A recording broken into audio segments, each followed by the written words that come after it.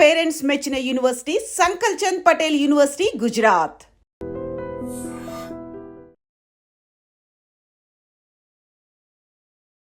రై రై రారా రై రై రా ఎక్కడ చూసినా ఈ పాట వినిపిస్తుంది. 2 నెలలు పడ్డ కష్టం కానీ 2 ఏళ్ల నుంచి వేచి చూసిన విధానం కానీ ఆ సినిమా కథ చెప్పే ఫిలాసఫీని మనం చెప్పగలం. అంతర్జాతీయ స్థాయిలోకి ఈ పాట వెళ్ళిపోద్దని మాత్రం నేను ఊహించలేదు. అని వెంటనే చిరంజీవి గారు కూడా ట్వీట్ చేశారు. అది తెర ముందు జరిగింది. తెర వెనక జరిగింది ఏంటంటే చిరంజీవి గారు 2 రోజుల తర్వాత నాకు ఫోన్ చేశారు. నువ్వు ఒక మార్పు తీసుకురావాలి, అది నీ తరం అవ్వాలి, నీ కొడుకు తరం కోసం ఎందుకు ఎక్స్పెక్ట్ చేస్తావు. పెద్ద నుంచి వచ్చిన ప్రతి కంటెంట్ నిజంగా ఒక వైరల్గా సంచలనం సృష్టిస్తుంది సార్. ప్రతి మన గ్లిమ్స్ కావచ్చు, తర్వాత వచ్చిన చిక్రీ పాట కావచ్చు, ఈ సాంగ్ కావచ్చు, ప్రతిదీ ఒక సంచలనం. అసలు కథ వినగానే ఇది ఎలాంటి సినిమా అవబోతుంది, ఎలాంటి బ్లాక్ బస్టర్ అవబోతుందని మీరు ముందే ఊహించి ఉంటారు కదా. కమర్షియల్ ఫార్ములాని నమ్మకుండా కథను నమ్మి కమర్షియల్గా తీసిన సినిమా పెద్ద జ్ఞాపకంలాగా ఒక 10 రోజులు అలా మన మెదడులో అది ఒక బల్బులా వెలుగుతూ ఆరుతూనే సంవత్సరానికి ఒక 10 హిట్ సినిమాలు వస్తాయి, 10 సంవత్సరాలకు ఒక గొప్ప సినిమా. ఆ లక్ష్మి ఈ కథకు. నమస్కారం సార్. నమస్తే అండి. రై రై రారా రై రై రా ఎక్కడ చూసినా ఈ పాట వినిపిస్తుంది. ఏంటి సార్ అంటే అది ఎక్స్పీరియన్స్ ఎలా ఉంది అసలు, దాని అనుభవం అంటే ఆస్వాదిస్తున్నారు మీరు ఇప్పుడు ఆ విజయాన్ని? నిజంగా పారవశ్యంలో మునిగి తేలుతున్నానని అనుకుంటున్నాను. కారణం ఏంటంటే ఒక ప్రేమ పాట రాసో, ఒక ఐటమ్ సాంగ్ రాసో వైరల్ చేయడం అనేది కొద్దిపాటి సులువైన విషయం. ఎందుకంటే వాటి మీద ఆసక్తి ఎక్కువ ఉంటుంది కాబట్టి. ఇంత ఒత్తిళ్ళతో కూడిన జీవితంలో, ఇంత గజిబిజి జీవితంలో ఒక చిన్నపాటి ప్రేమ, ఆ చిన్నపాటి శృంగారం, ఈ భావాలని మనసు కోరుకుంటుంది కాబట్టి చాలా సులువుగా శ్రోతని చేరచ్చు వాటి ద్వారా. ఇది ఏంటంటే ఒక చెప్పాలంటే సాహిత్యపరంగా ఇది ప్రబోధాత్మకమైన గీతం. అది ఒక పెద్ద స్టార్ ముఖతః రావాలి అంటే అందులో డ్యాన్స్ ఉండాలి, వ్యాపార విలువలు అన్నీ ఉండాలి. ఉన్నా కూడా సినిమా కథకి అంత ఉదాత్తమైన కథ కాబట్టి ఆ సినిమా కథ చెప్పే ఫిలాసఫీని మనం చెప్పగలగాలి. దానికోసం ఒక మాస్ పరిభాషను ఎంచుకున్నాం. మాస్ పరిభాషలో ప్రబోధాత్మకమైన గీతం అంటే అది కత్తి మీద సాము లాంటి విషయం. అటు ఇటు అయితే వెటకారం చేసినట్టు ఉంటుంది.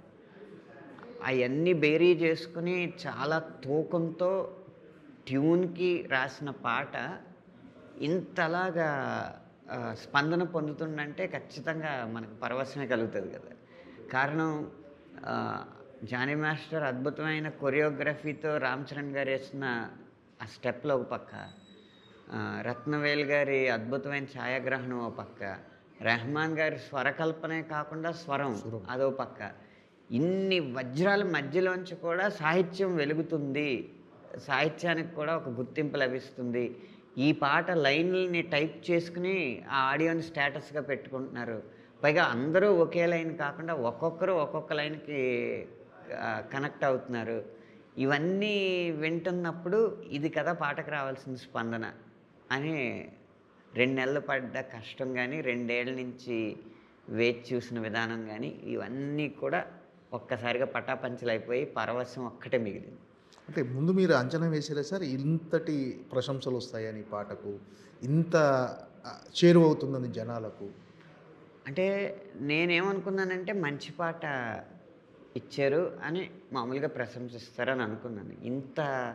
ఈ కాలం పరిభాషలో చెప్పాలంటే ఇంత వైరల్ అయ్యి వరల్డ్ కప్ నెగ్గిన ఇండియా టీంకి వెనకాల కూడా ఇదే పాట రావడం అనేది ఈ స్థాయిలో అంతర్జాతీయ స్థాయిలోకి ఈ పాట వెళ్ళిపోద్దని మాత్రం నేను ఊహించలేదు. అదే సార్, నిన్న వరల్డ్ కప్ గెలిచిన తర్వాత ఈ పాట మొత్తం ఆ విజయానికి అన్వయించుకున్నారు అందరూ.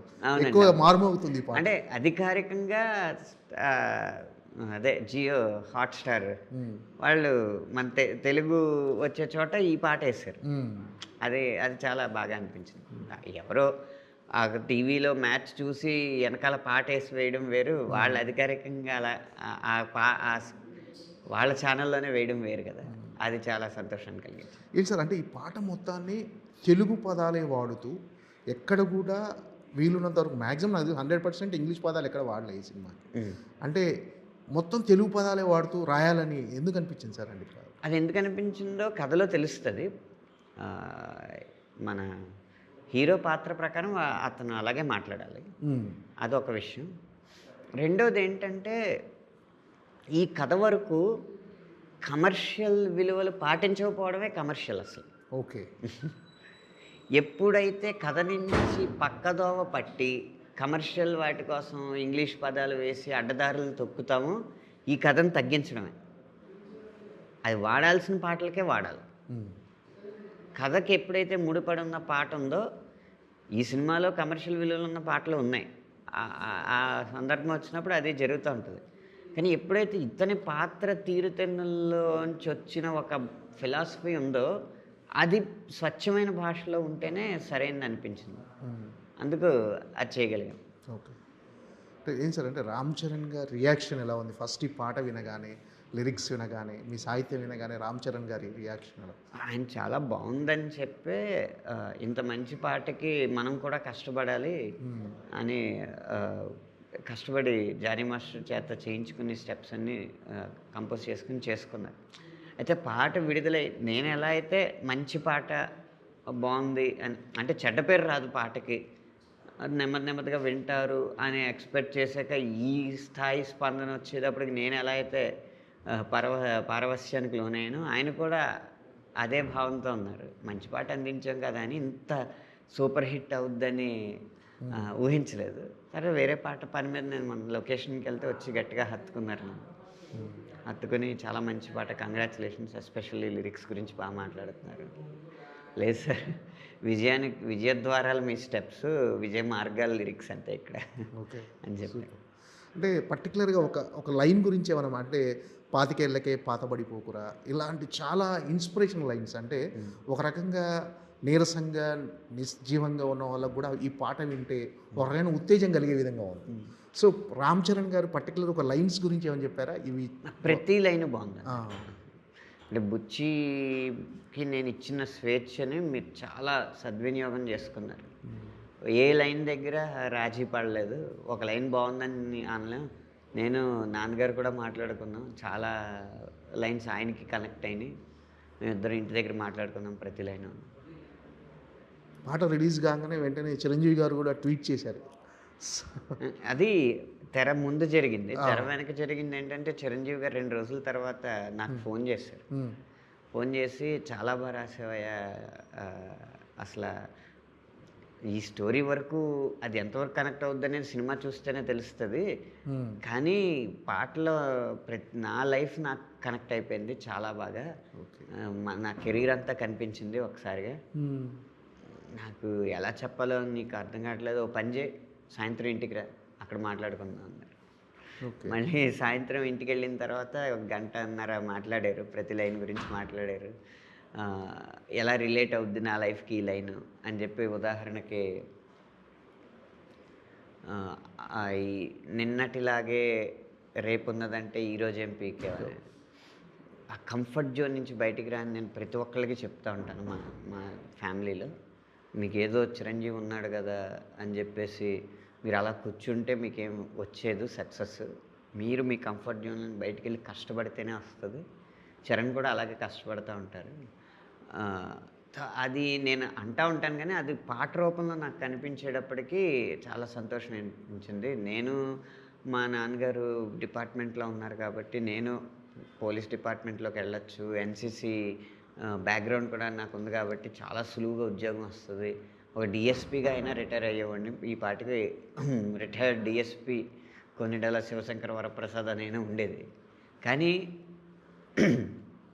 ఆ కంఫర్ట్ జోన్ నుంచి నేను బయటకు వచ్చాను కాబట్టి, ఒక దారి మార్చుకున్నాను కాబట్టి ఈరోజు జరిగిన ఇంత పెద్ద డెవలప్మెంట్. అలా ప్రతి ఒక్కడు కంఫర్ట్ జోన్ నుంచి నిన్న బాగుంది కదా, మా నాన్న బాగానే ఉన్నాడు కదా, మనం అలాగే ఉందాం, రేపు మన కొడుకు అలాగే ఉంటాడు అనుకుంటే ఎక్కడ సక్సెస్లు రావు. అది నాకు అలా ప్రతి లైను కనెక్ట్ అయింది. నాకే కాదు, చాలామంది ఇలాగే రిలేట్ అవుతున్నారని చెప్పి చాలాసేపు మాట్లాడిన తర్వాత సరే అండి ఇంకా వెళ్ళొస్తాను అన్న తర్వాత, వెళ్తున్నావా, నాకు ఇంకా ఎందుకో సంతృప్తిగా లేదు, మన ఇద్దరం కలిపి ఒక టాక్ షో లాగా చేసుకుందాం, కాస్త ఈ పాట గురించి మాట్లాడుకుందాం సమయం సందర్భం వచ్చినప్పుడు అని చెప్పి పంపించారనమాట. నిజంగా ఈ పాటకు ఒక మంచి సార్థకత చేకూరినట్టు అనిపించుండొచ్చు మీకు. అవునండి.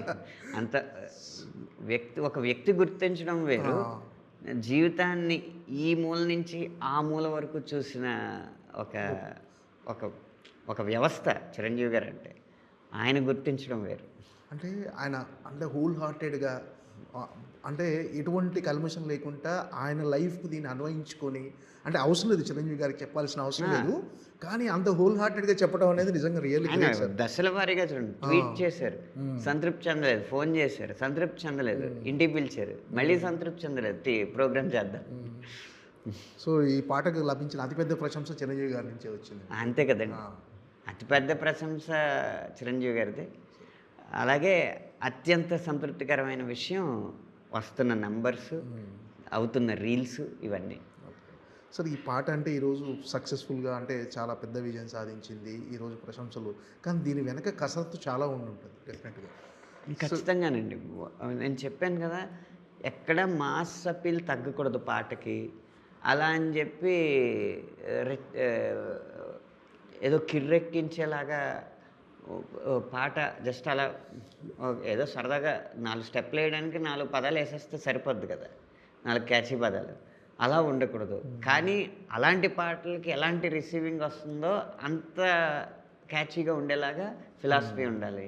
అది మామూలు పరిభాషలో చెప్పాలి. ఇన్ని ఛాలెంజ్ల మధ్య ఒక 2 నెలలు కసరత్తు చేసి, నేను బుచ్చిబాబు గారు అలా కార్లు వేసుకుంటా ఎంత దూరం తిరిగామో మాకే తెలియదు, ఏ కాఫీ షాప్లో ఆగామో, ఎన్ని కాఫీ షాప్లో ఆగామో మాకే తెలియదు, ఎన్ని చోట్ల లంచ్లు డిన్నర్లు చేసామో తెలియదు, షూటింగ్ లొకేషన్స్లో, క్యారోవాన్స్లో ఒక్కొక్క లైను ఒక్కొక్క చోట అల్లా వేసుకుంటా ఆఖరికి సాధించాం.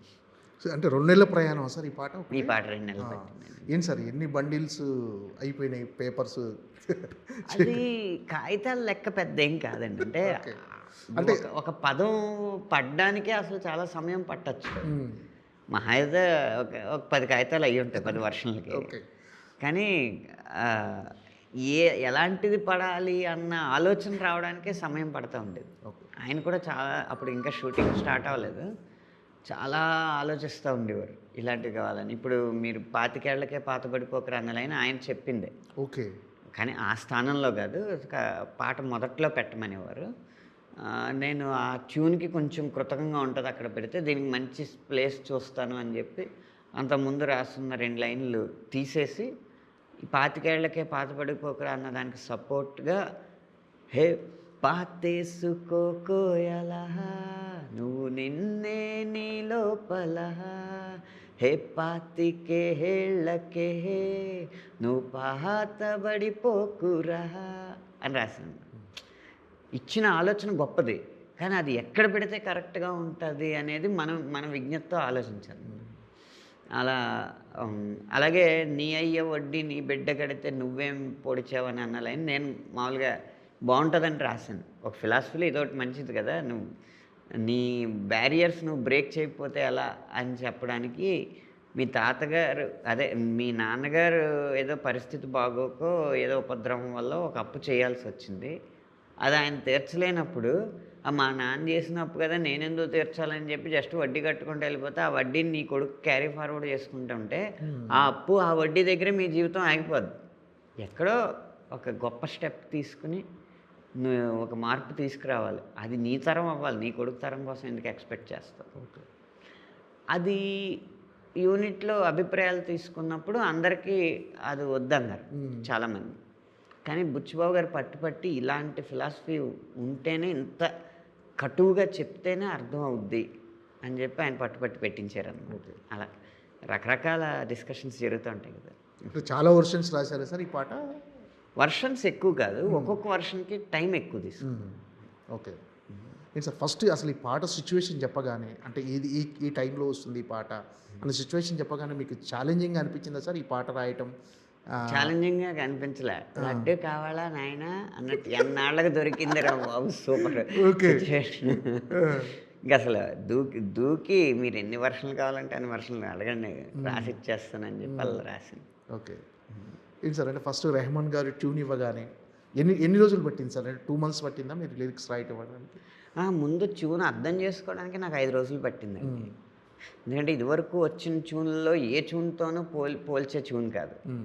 కాబట్టి అర్థం అవ్వడానికి టైం పడుతుంది. ఆ లెంత్‌లు, కటింగ్‌లు అవన్నీ సాధారణమైన పాట ఉన్నట్టు ఉండవన్నమాట. వాటినన్నిటిని బేరీజు వేసుకుని అసలు ట్యూన్‌ని అర్థం చేసుకుని ఏ లైన్‌లో ఎన్ని పదాలు పడతాయి, ఏ పదంలో ఎన్ని అక్షరాలు పడతాయని ముందు ఒక గ్రాఫ్ తీసుకుని ఆ లెక్కకి సరిపోయేలా మనం చెప్పే ఫిలాసఫీలో ఏ పదాలు కూర్చాలని ఇందాక చెప్పాను కదా! 25 ఏళ్లకే పాత పడిపోకన్న ఆలోచన గొప్పదే. కానీ అది ఆ ముందొచ్చే లైన్స్‌లో ఫిట్ అవ్వట్లేదు. ఎక్కడ ఫిట్ అవుతుందో చూసుకొని అలా చేసుకుంటా ట్యూన్‌ని పూర్తిగా అధ్యయనం చేసి సీన్‌ని అధ్యయనం చేసి డైరెక్టర్‌కి చెప్తున్నది నాకు తట్టినవి అన్నీ క్రోడీకరించుకొని రాయడానికి కొంచెం సమయం పట్టింది. అంటే మీ సాహిత్యం ఎంత గొప్పగా ఉందో రామ్ చరణ్ గారి స్టెప్స్ కానీ ఆ గ్రేస్ కానీ ఒక పాటకు నిండుదనం తీసుకొచ్చింది. అసలు ఆ పాటకి ఒక పరిచయం ఆ స్టెప్స్ వల్లే జరిగింది. ఆ, ఇది పెద్ద పాట. అది మాంటేజ్‌లో వేసేసుంటే పాట అంత అవ్వకపోను. అయితే జానీ మాస్టర్ గారు ఈ పాట సందర్భంలో ఒకసారి మేము కలిసాం. ఇదే ఆఫీస్‌లో కలిసాం. కలిసినప్పుడు నేను అన్నది ఏంటంటే మిగతా ఇంట్రొడక్షన్ సాంగ్ అంతా డ్యాన్స్ చేయొచ్చండి. ఎందుకంటే జస్ట్ వాడు లైఫ్‌ని సెలబ్రేట్ చేయడమో లేకపోతే అక్కడ ఉన్న మూమెంట్‌ని సెలబ్రేట్ చేయడం ఇలాగ ఉంటుంది. ఈ పాట తేడా ఏంటంటే అద్భుతమైన ఫిలాసఫీ బోధిస్తున్నాడు. కాకపోతే మాస్ పదజాలంలో ఉండడం వల్ల అది ఫిలాసఫీ లాగా ముందు ధ్వనించదు. కానీ చివరాఖరికి వచ్చేటప్పటికి ఇందులో ఏదో అర్థం ఉందని అనిపిస్తుంది. దానివల్ల ఆ రెండిటిని మనం బ్యాలెన్స్ చేయాలండి. అలా అని రెహమాన్ గారి మ్యూజిక్‌ని తక్కువ చేయకూడదు.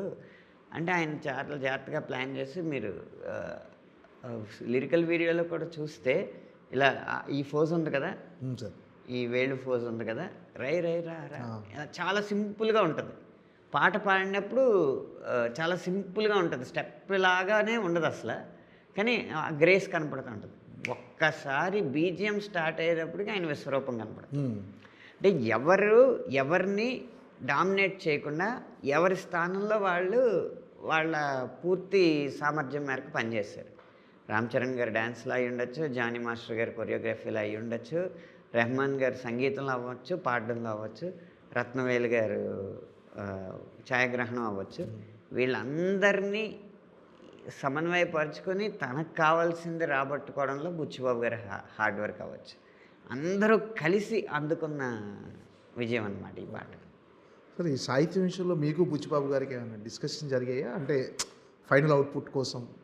చాలా రాపిళ్ళు ఇది ఉండొచ్చు, ఇది ఉండకూడదు, ఇది ఉండొచ్చు అనకూడదు. ఇప్పుడు రై రై రారా రాసిన తర్వాత కూడా మళ్ళీ ఇంకో వర్షను రాసాం.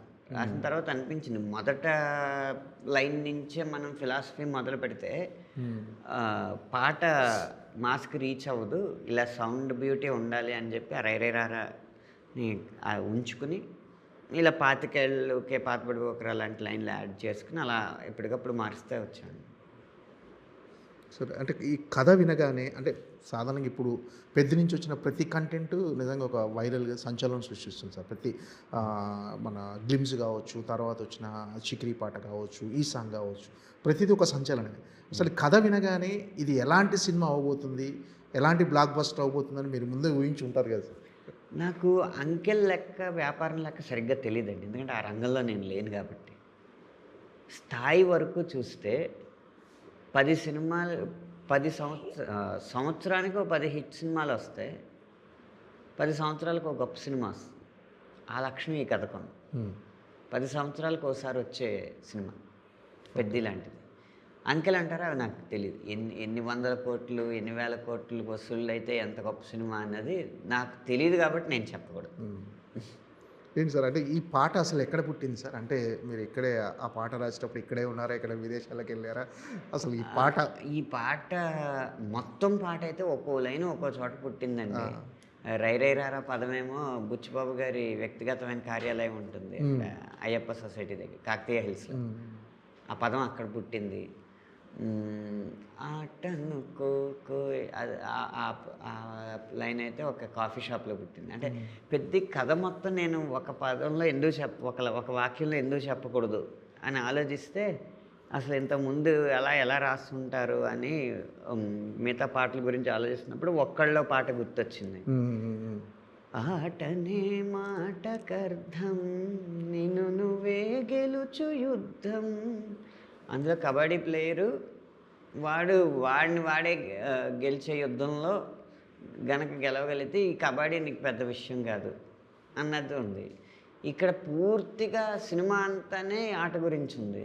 అంటే ఏంటి, వాడి ఆట అంటే వాడి లైఫ్, అదే చెప్తే బాగుంటుందని చెప్పి ఆటనుకోయ్ ఆటంటే బతుకోయ్ నీ ఆట బతకాలి రోయ్, మాటనుకోయ్ గెలుపంటే వెలుగోయ్ గెలుపై నువ్వెలగాలి రోయ్ అన్న లైన్స్ రాశాను. అదొక కాఫీ షాప్లో వచ్చింది. అది ఒక్కొక్క లైన్ ఒక్కొక్క చోట పుట్టిందండి. విచిత్రం ఏంటంటే ఈ లైన్స్ ఇప్పుడు మన సెమీఫైనల్లో అక్షర్ పటేల్ గారు పట్టిన క్యాచ్ ఉంది కదా, ఆల్మోస్ట్ చాలా చాలా రిస్కీ చేసిలా పట్టి ఇంకా పడిపోతున్న సమయంలో ఇలాగ శివం దుబే గారికి అందించాడు. ఆ క్లిప్ వేస్తే ఈ పాట వేస్తున్నారు అనమాట. అంటే ఆటని లైఫ్ లాగా భావించే వాళ్ళు ఇలా ఆడతారని చెప్పడానికి. రెహమాన్ గారితో మీ ప్రయాణం ఎలా ఉంది? రెహమాన్ గారితో అంటే రెహమాన్ గారితో ఇది మొదటిసారి కాదు, ఏమై చేసేవే నుంచి అంటే 2009 నుంచి ఒక 15 ఏళ్ల జర్నీ. ఆయనది చాలా నిరాడంబరమైన విధానం అండి. పాట చూడడం, లైన్లు సరిపోయినాయి, అంతా బాగున్నాయి, డైరెక్టర్ గారికి ఓకేనా, నాకు ఇందులో ఫోనోటిక్గా అనిపించట్లేదు, ఈ ఒక్క సౌండ్ ఏదైనా మార్చండి, సరే ఇలా అంటే ఓకే, డైరెక్టర్ గారికి ఓకేనా, ఓకే అంటే ఎవరి చేత పాడిద్దాం అనే ఒక డిస్కషన్. ప్రతి పాటకి ఓ 10-15 నిమిషాల కంటే ఎక్కువ డిస్కషన్ ఉంది. చాలా నిరాడంబరంగా ఉంటుంది. పాడిస్తారు, పంపిస్తారు, వేరే సింగర్స్ పాడితే వెళ్తాం, ఆయన పాడుతుంటే జూమ్ మీటింగ్లో పెడతారు, లైన్స్ పంపిస్తూ ఉంటారు, ఏదైనా తేడా వచ్చిందంటే తేడా వచ్చిందో మళ్ళీ పాడతాను. అంత నిరాడంబరంగా ఉంటుంది. ఓకే. ఈ పర్టికులర్గా పెద్ది సినిమా మీరు సాహిత్యాన్ని అందించడంలో మీరు అనుసరించిన విధానం ఏంటంటే ఖచ్చితంగా ఈ సినిమాకి ఇలాంటి పాటలు ఉండాలి, ఇలా రాయాలి అని మీరు ఒక ప్రణాళిక ఏమైనా వేసుకున్నారు? ముందు హీరో ఎంతవరకు మాట్లాడగలడు, హీరో వెనకాలొచ్చే బ్యాక్గ్రౌండ్ సాంగ్ అనుకోండి, అది డైరెక్టర్ మాట్లాడేది కాబట్టి డైరెక్టర్కి హీరో కంటే ఖచ్చితంగా హీరో క్యారెక్టర్ కంటే, అంటే మళ్ళీ నిజ జీవితంలో హీరో కంటే అంటలేదు, అక్కడ హీరో క్యారెక్టర్ కంటే డైరెక్టర్ ఎక్కువ తెలివైనవాడు ఉంటాడు కాబట్టి వాడి పదజాలం కొంచెం రిచ్గా ఉంటుంది. కానీ హీరోకి ఎంత పరిమితులు ఉంటాయి, ఏ పదాలు పలకగలడు అనేది చూసుకుని అంతవరకే ఆ పరిమితుల మేరకే రాస్తూ ఉంటాడు. అలా పెద్ది రామ్ చరణ్ గారు ముఖతః ఆయన పాడే పాట ఒక స్టాండర్డ్లో ఉంటుంది, బ్యాక్గ్రౌండ్లో వచ్చే పాట ఇంకో స్టాండర్డ్లో ఉంటుంది. ఓకే. మిగతా పాటలు ఎలా ఉండబోతున్నాయి సార్ పెద్ది నుంచి? మీరు సాహిత్యం అందించిన పాట మాటలు చెప్పాలంటే వైవిధ్యం, ఒక పాటలాగా ఇంకో పాట ఒకదాని కూడా సంబంధం పోలిక ఉండదు. అలాగే ఫలితం కూడా ఒకదాన్ని మించి ఒకటి ఎలా వచ్చిందో ఇప్పుడు, అలాగే దీన్ని మించి ఇంకోటి అలాగే వస్తుంది. కొన్ని పాటలు సినిమాకు ఉపయోగపడేవి ఉంటాయి, అంటే రీ రికార్డింగ్లో కొన్ని ఎమోషన్స్ ఇన్స్ట్రుమెంట్స్ కూడా చెప్పలేనివి పదాల్లో చెప్పాల్సి వచ్చేది. అలాంటి పాటలు ఆ రీ రికార్డింగ్కి ఆ సినిమాకి బాగా ఉపయోగపడుతుంది, దాన్ని ఎలివేట్ చేసేలాగా. అంటే సాధారణంగా ఒక పాట హిట్ అయితే లిరిక్ రైటర్కి చాలా తక్కువ క్రెడిట్ వస్తుంది. ఈ పాట విషయంలో మాత్రం రామ్ చరణ్ గారి డ్యాన్స్కు ఎంతటి పేరు వచ్చిందో, తర్వాత రెహమాన్ గారి ట్యూన్ అదే సమాన స్థాయిలో మీ సాహిత్యానికి కూడా ఒక ప్రశంసలు లభిస్తున్నాయి సార్. దానికి కారణం ఏంటంటే రామ్ చరణ్ గారి డ్యాన్స్ అందరికీ నచ్చింది, దీనిలో లిరిక్ అందరికీ నప్పింది. అంటే ఎవరి జీవితంలో చూసుకున్నా వాళ్ళకి కనెక్ట్ అయ్యేలాగా ఉన్నారు, అందుకు ఎక్కువ పేరు వచ్చింది. ప్రతి దాంట్లోనూ ఇంచుమించు పెద్దవాళ్ళు చిన్నవాళ్ళు ఎంతమంది చేసిన ప్రతి ట్వీట్లోనూ రామ్ చరణ్ గారి పేరు, నా పేరు, రెహమాన్ గారి పేరు, జానీ మాస్టర్ పేరు లేకుండా లేదండి. ఎవరు ఒక్కళ్ళ పేరే పెట్టట్లేదు. అది ఈ పాట సాధించిన విజయం, సమిష్టి విజయం అండి. అది సమిష్టి కాదు, సమష్టి విజయం. సమిష్టి అంటారు కదా, అవును, సమిష్టి. అది ఈకారం లేదు, సమష్టి విజయం. ఓకే. సో చిరంజీవి గారు మిమ్మల్ని పిలిపించడం ఒకరోజు, అంటే ఆ రోజు మొత్తం పాట గురించి డిస్కషన్ జరపడం, ఆ క్షణాలు ఎలా అనిపించినాయి సార్ మీకు? నిజంగా మళ్ళీ అందరి వాళ్ళు ఆయన భుజం తట్టి ఎంకరేజ్ చేసినప్పుడు ఎలా అనిపించిందో, 20 సంవత్సరాల కెరీర్ని ఆ 20 సంవత్సరాల వయసులో ఆయన భుజం తట్టినప్పుడు ఎలాంటి ఆక్సిజన్ అందిందో ఇప్పుడు మరో 20 సంవత్సరాలకు కావాల్సిన ఆక్సిజన్ అందిందని అనిపించింది ఆ విషయం. సార్ ఈ పాట కింద యూట్యూబ్లో వచ్చిన తర్వాత కింద కామెంట్స్లో చాలామంది లెజెండ్ సీతారామ శాస్త్రి గారి తర్వాత మళ్ళీ అనంత్ శ్రీరామ్ గారు ఇలాంటి పాటలు రాయటంలో ఆయనకి చెల్లింది అని ఒక కామెంట్స్ చూశాను నేను చాలా. ముఖ్యంగా ఈ పాటలో అసలు సీతారామ శాస్త్రి గారి శైలిని మనం అనుకరించలేదు ఎక్కడ. అంత ఇన్స్పైరింగ్ పాటలు రాయటంలో ఆయన శైలి వారసత్వం తీసుకోవడం అనేది పెద్ద సాహసమేనండి. ఎవరి దారిలో వారు ఉండడమే శ్రేయస్కరం. ఆయన వదిలిన ఆ జ్ఞాన సామ్రాజ్యం ఏదైతే ఉందో, ఆ జ్ఞాన సంపద ఏదైతే ఉందో అది ఆయన పేరు మీద అలా ఉండడమే కరెక్ట్. దానికి వారసత్వం లేదు. దానికి వారసుడైనా ఆయనే, దాన్ని కన్నదైనా ఆయనే. ఓకే, ఫైనల్గా పెద్ది అసలు ఏంటి సార్, ఎలా ఉండబోతుంది, ఎలాంటి సెన్సేషన్ క్రియేట్ చేయబోతుంది అని ఎక్స్పెక్ట్ చేయొచ్చు? అంటే ఈ పాటతో మరింత అంచనాలు పెరిగినాయి.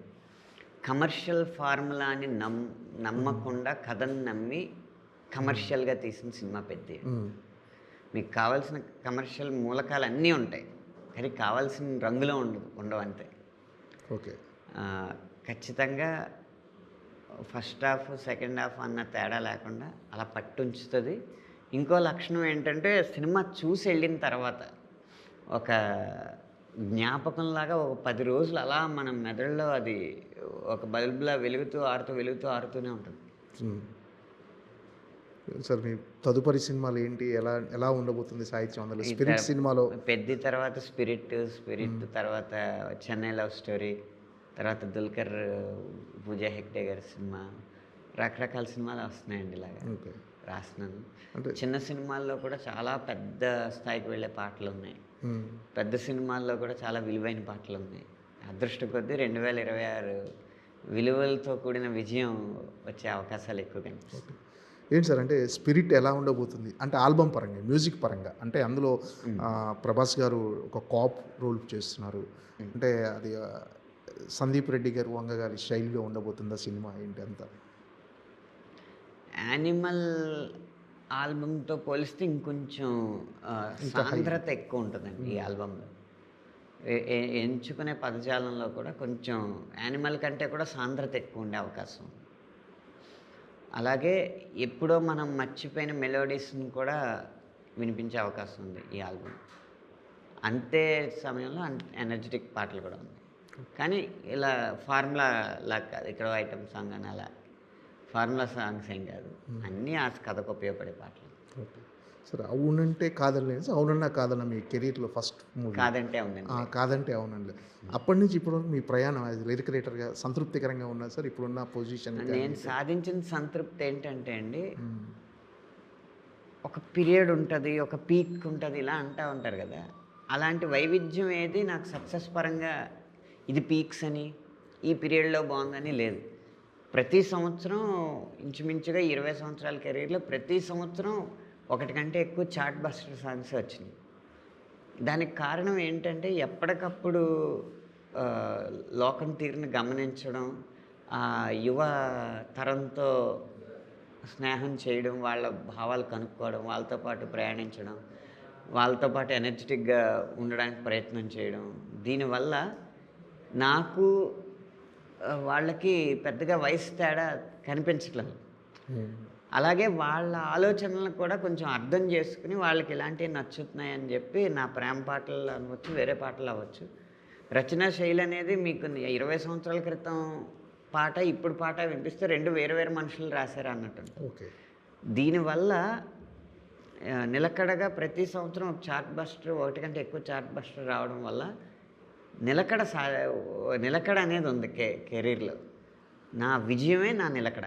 ఓకే, అది అనుకుంటున్నాను. తర్వాత మధ్యలో మిలియన్స్ వచ్చేస్తాయి, బ్లాస్ట్లు అవుతూ ఉంటాయి. కొన్నేమో చాలా సెన్సిబుల్ వ్యక్తులకి చాలా బాగున్నాయి అనిపిస్తాయి, కొన్నేమో సెన్స్ లేని వ్యక్తులకి బాగా నచ్చేస్తూ ఉంటాయి, ఎందుకంటే వాళ్ళనే టార్గెట్ చేసి రాస్తాం కాబట్టి. అలా రకరకాలు ఉంటాయి. ఇవన్నీ నా రచనలో వచ్చినాయి.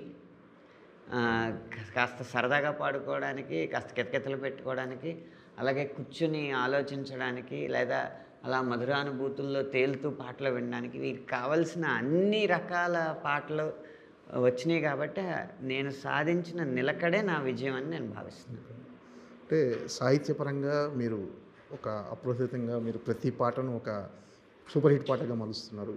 అంటే కెరీర్ స్టార్టింగ్ నుంచి ఇప్పటి వరకు ఆర్థికంగా అంటే ఒక పాటకు లభిస్తున్న ప్రతిఫలం పట్ల మీరు ఎలా తీసుకొచ్చుకో ఆర్థికంగా పాటకు లభిస్తున్న ప్రతిఫలం ఆ రెమ్యునేషన్ కానీ అంటే ఒకటి మాత్రం చెప్పగలనండి, ఒక తరం రచయితలకు మాత్రం చాలా వాళ్ళ ప్రజ్ఞతో పోలిస్తే చాలా ఎక్కువ, వాళ్ళు చాలా తక్కువ పారితోషికం అందిందండి ఒక తరం రచయితలకు మాత్రం. అది ఖచ్చితంగా చింతించాల్సిన విషయం. అలా పోలిస్తే ఇప్పుడు రచయితలకి చాలా మంచి పారితోషికం అందుతుంది. కానీ సినిమా బడ్జెట్లతో పెరిగిన ఈ బడ్జెట్లతో పోలిస్తే లిరిక్ రైటర్కి అందే శాతం రెమ్యూనరేషన్ ఇంకో 30% న్యాయం జరగాల్సి ఉంది.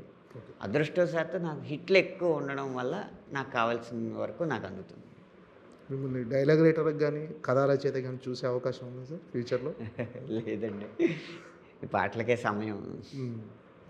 ఏదైనా నేను మామూలుగా కథా చర్చల్లో సలహాలు అంటే ఏమన్నా సందేహం వస్తే నన్ను అడిగితే తీరుస్తూ ఉంటా. లేకపోతే ఒక పెద్ద డైలాగ్ని ఒక చిన్న మాటలో చెప్పాలంటే మీకు లిరిక్ రైటింగ్కి ఆ లక్షణం ఉంది కాబట్టి ఇది చిన్న మాటలో చెప్పాలంటే ఎలా అని ఆ డిస్కషన్లో అడుగుతూ ఉంటే చెప్తూ ఉంటాను. కానీ పూర్తిగా దాని మీద ఇప్పుడు ప్రస్తుతానికి ఏకాగ్రత చూపించాలి.